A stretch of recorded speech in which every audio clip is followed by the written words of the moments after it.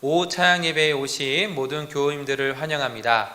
영상으로 온라인 예배로 이렇게 드리게 되었지만 우리 마음을 다하여서 우리 하나님께 같이 찬양하며 경배하는 시간을 갖도록 하겠습니다. 사도신경으로 우리의 신앙을 고백하심으로 오후 찬양 예배에 드리겠습니다. 나는 전능하신 아버지 하나님, 천지의 창조주를 믿습니다. 나는 그의 유일하신 아들, 우리 주 예수 그리스도를 믿습니다.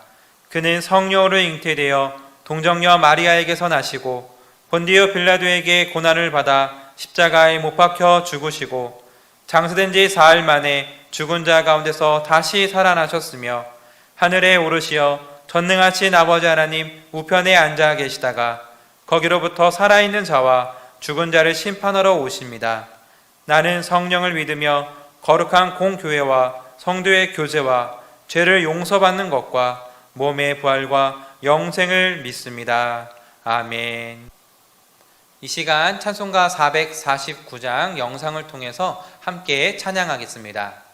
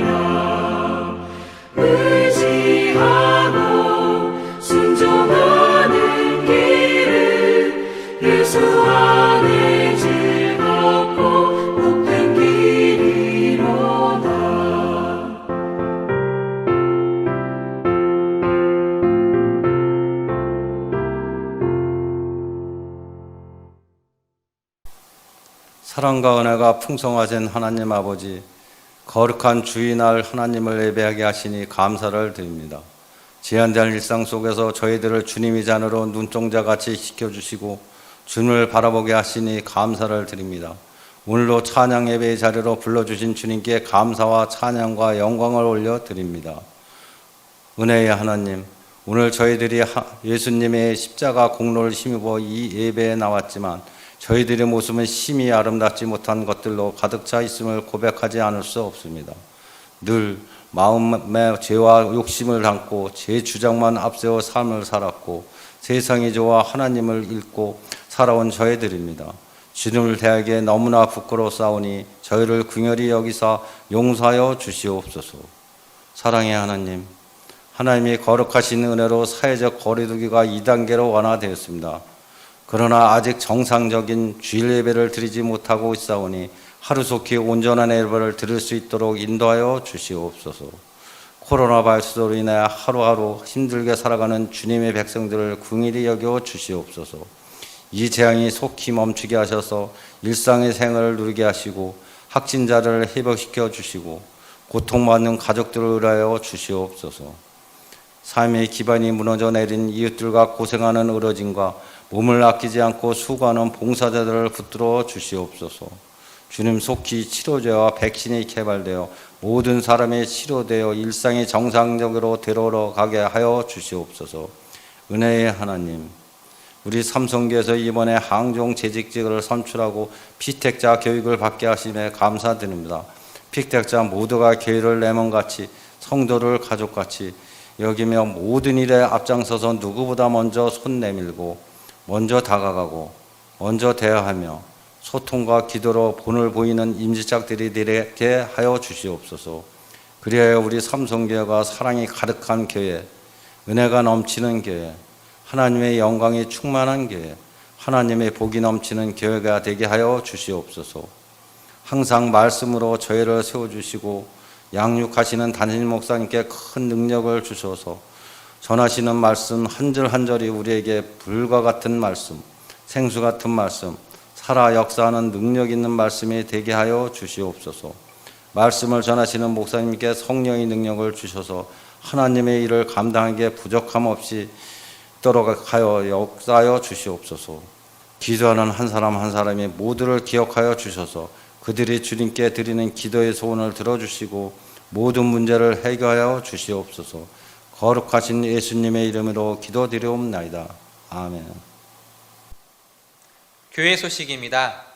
사회적 거리두기가 2단계로 완화됨에 따라서 우리 교회는 각 예배마다 120명씩 예배 참석이 가능합니다.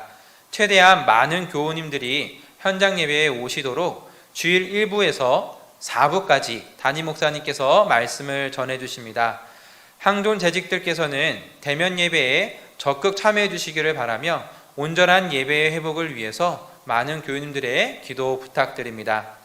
오후 찬양 예배와 수요 및 새벽 기도회, 교회학교 예배는 추후 재개될 예정입니다. 변경되는 사항이 있으면 문자로 연락드리겠습니다.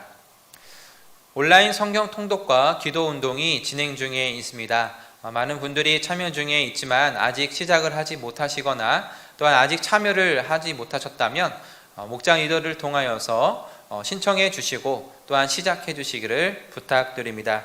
이 선한 영적 운동에 다 함께 참여할 수 있도록 주위에 계신 교인들께 많은 권유 부탁드립니다. 이 외에 다른 교회 소식은 주보를 참조해 주시기를 바랍니다. 이것으로 교회 소식 대신하겠습니다. 하나님께서 오늘 우리에게 주시는 말씀은 누가복음 22장 31절에서 34절까지의 말씀입니다. 하나님의 말씀입니다. 경청하십시오. 시몬아 시몬아, 보라, 사탄이 너희를 밀가부르듯 하려고 요구하였으나 그러나 내가 너를 위하여 내 믿음이 떨어지지 않기를 기도하였노니 너는 돌이킨 후에 내 형제를 굳게 하라. 그가 말하되 주여, 내가 주와 함께 오게도 죽는 데에도 가기를 각오하였나이다. 이르시되 베드로야, 내가 내게 말하노니 오늘 닭 울기 전에 내가 3번 나를 모른다고 부인하리라 하시니라. 아멘. 한 집사님께 포토 문자를 받았습니다. 이 포토 문자의 내용에는 이렇게 적혀져 있었습니다. 인생이란 늙어가는 것이 아니라 익어가는 것입니다. 저는 이 문구를 보고 참 마음이 따뜻해졌습니다. 늙어가는 것, 약간 좀 무가치하고 차갑고 버려지는 어떤 그런 느낌이 있다면 익어간다라는 표현, 뭔가 성숙되어지는 그런 느낌이 있어서 참 좋았습니다. 우리 인생은 시작과 끝이 있지요. 태어나서 죽는 그 과정, 이것이 인생이라고 보는데요.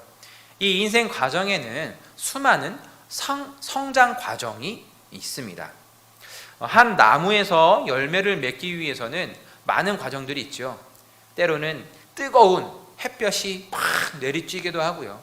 강한 바람이 와서 가지를 흔들기도 하고, 또한 비바람이 몰아치면서 그 비를 맞아야 되는 그런 과정도 겪게 됩니다. 그 모든 것을 견디고 겪었을 때에 탐스러운 열매를 맺는 것처럼 한 사람이 익어가기 위해서는 많은 아픔과 고난이 뒤따르게 되고 그것을 겪게 되는 것을 봅니다. 오늘 본문에서는 그리스도인으로 익어가는 한 사람을 볼 수 있는데요. 바로 베드로입니다. 예수님과 베드로의 대화를 통해서, 또한 예수님의 그 가르침을 통하여서 우리는 어떤 사람으로 익어가야 하는지 그 영적 교훈을 함께 나누도록 하겠습니다. 31절에 예수님은 시몬아 시몬아 하시면서 이야기를 시작하십니다. 시몬은 베드로의 원래 이름이지요. 예수님께서 너는 이제 게바라 부르겠노라, 베드로라 부르겠다라고 말씀하시면서 이름을 새로 지어주셨습니다. 그런데 왜 예수님께서 여기서 다시 원래 이름인 시몬을 말씀하실까요? 시몬이라는 것을 부르신 것은 예전의 너로 돌아가지 마라, 예전의 그 옛날 모습, 예전의 생각, 그것을 돌아가지 말라는 그런 의미가 담겨져 있습니다. 그렇다면 왜 예수님은 시몬아를 2번 부르셨을까요? 성경에 2번 나온다는 것은 강조의 의미가 있습니다. 또한 주의를 환기시키는 그런 목적도 있지요. 오늘 본문의 전문맥을 보게 되면 예수님께서 서로 누가 크냐라는 그 다툼에 섬기라라는 가르침을 주셨습니다. 예수님께서 지금 십자가 죽음 앞에 계신데 제자들은 누가 큰지에 대해서 싸우고 있었습니다. 누가 더 큰지, 누가 큰 자리를 차지할지, 그런 누가 큰 사람인지 그런 자리에 대한 마음이 그들 마음속에 가득했던 것이지요. 자, 예수님의 12제자 중에서 이 문제, 자리 싸움에 대한 문제에 있어서 제일 민감한 사람은 누구였을까요? 12명의 제자들 중에 가장 민감한 사람. 예수님의 제자들을 보게 되면 예수님께서는 3명의 제자를 더 아끼시고 더 많은 가르침을 주셨던 것을 볼 수 있습니다. 바로 베드로와 야고보, 요한이지요. 이 3 제자들은 예수님이 어디를 가시든 항상 데리시고 다니시면서 많은 또한 기적들을 보여주시고 가르침을 주셨습니다.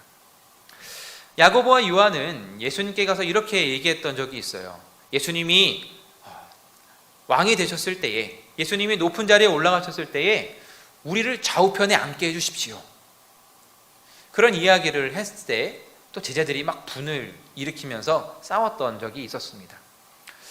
베드로는 예수님께 천국 열쇠를 받은 사람이지요.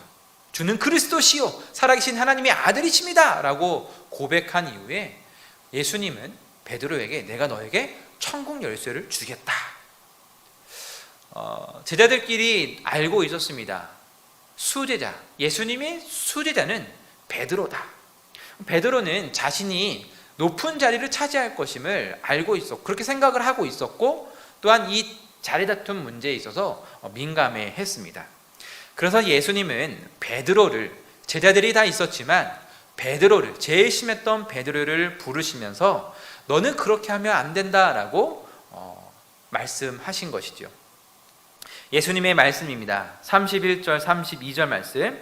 시몬아 시몬아 보라, 사탄이 너희를 밀가부르듯 하려고 요구하였으나 그러나 내가 너를 위하여 내 믿음이 떨어지지 않기를 기도하였노니 너는 돌이킨 후에 내 형제를 굳게 하라.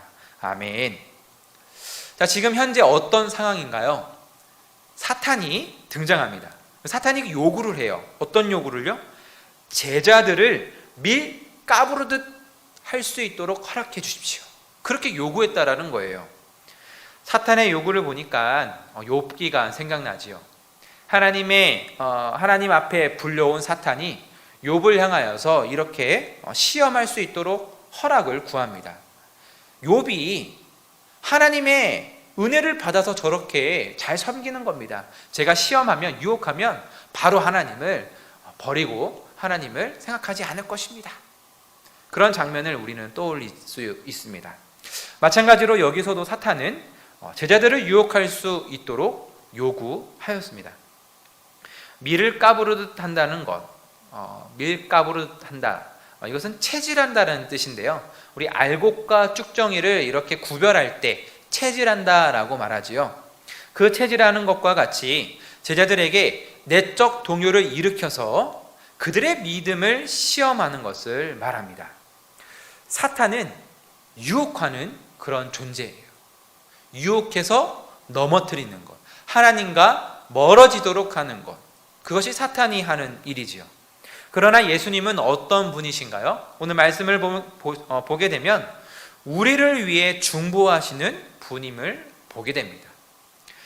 예수님께서 제자들을 위해, 그리고 특별히 베드로를 위해서 믿음이 떨어지지 않도록 기도하셨음을 우리는 볼 수 있습니다. 베드로가 믿음에서 떨어진다?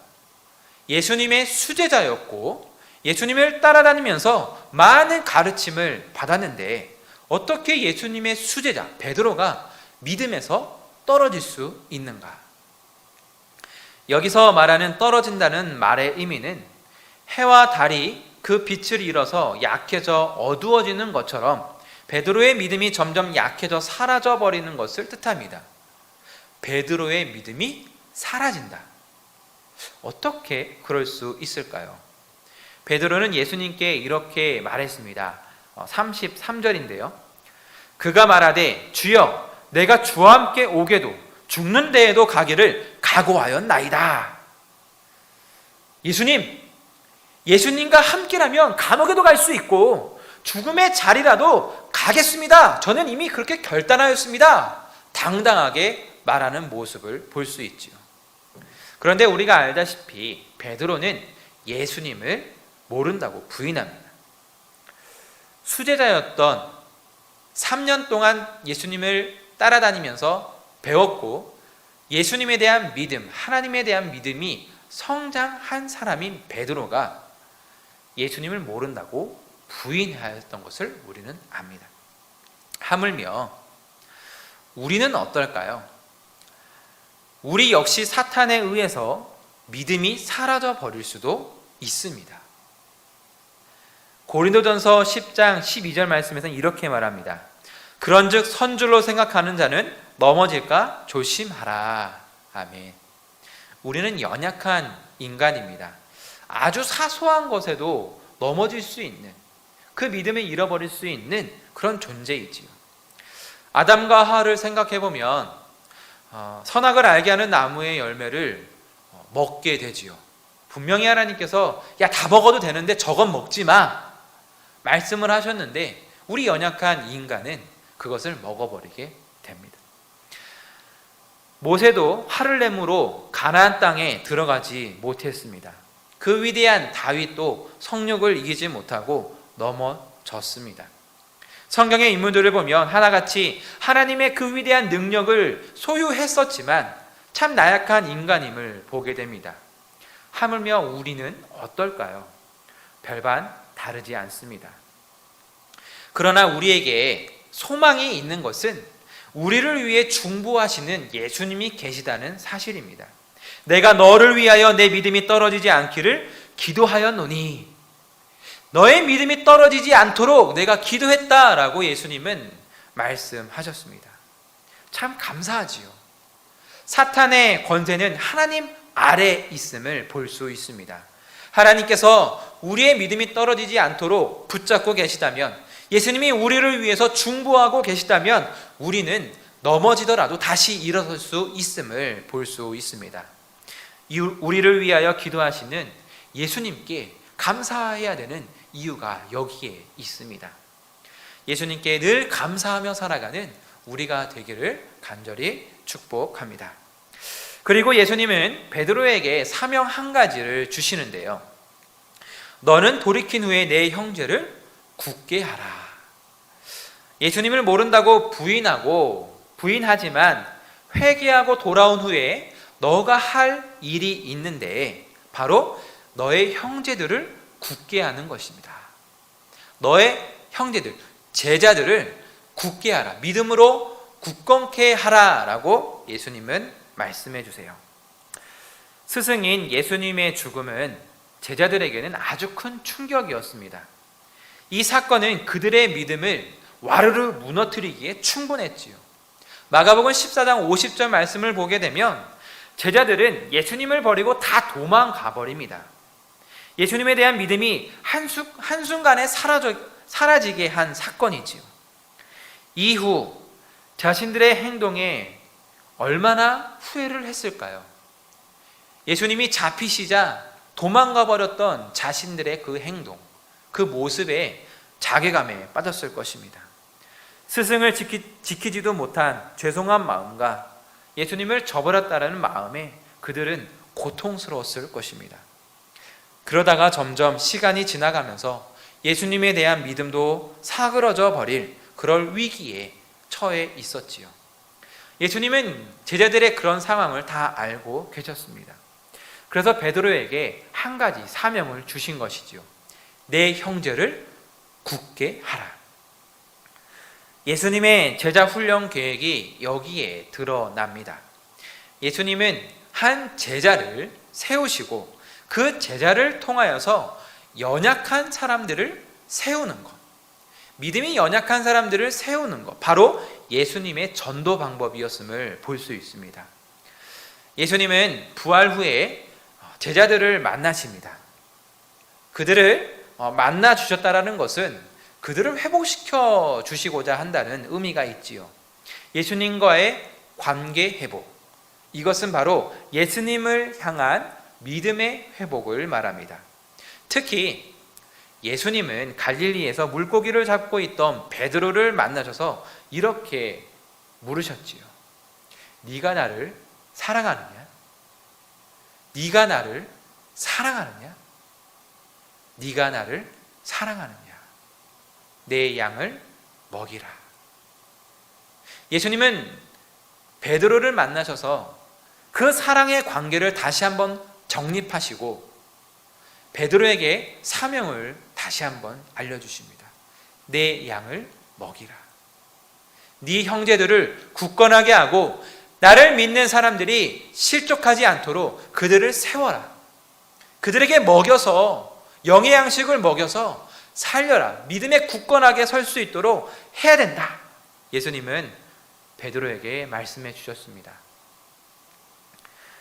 예수님은 하나님께서 자신에게 주신 사람들, 즉 제자들을 돌보셨습니다.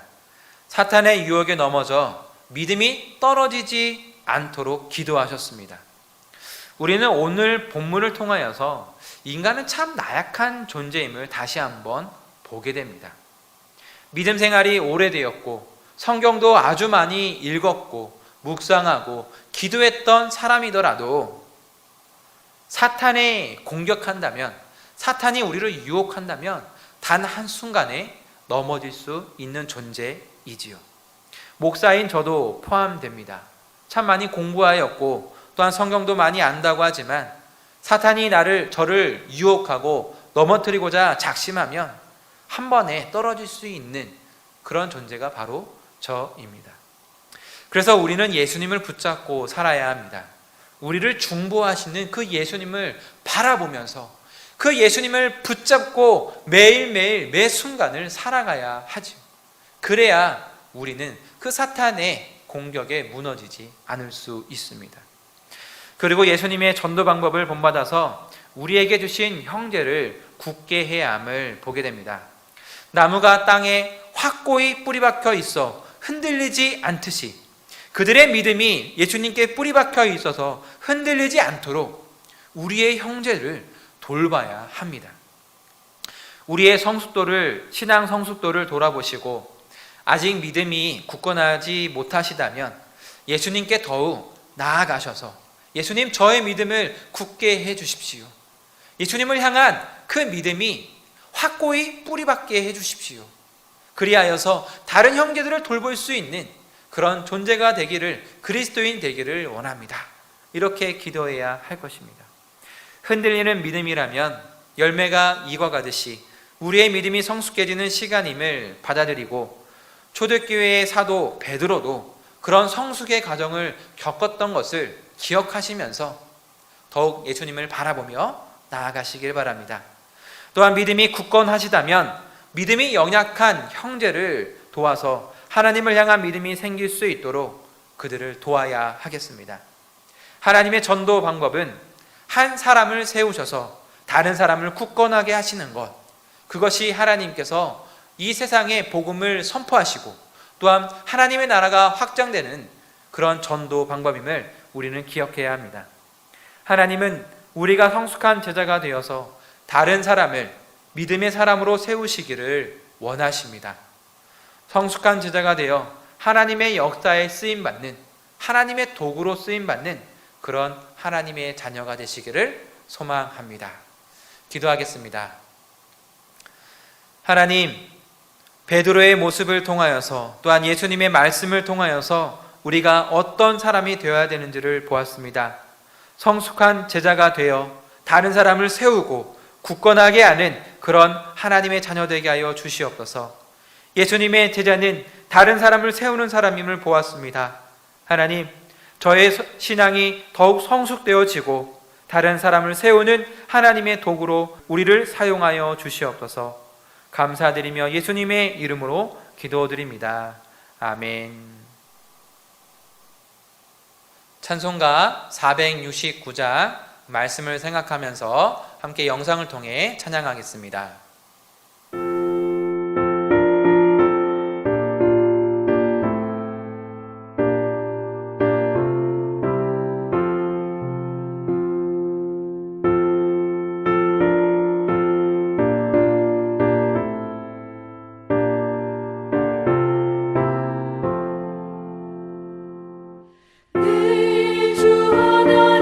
주만 따라 가게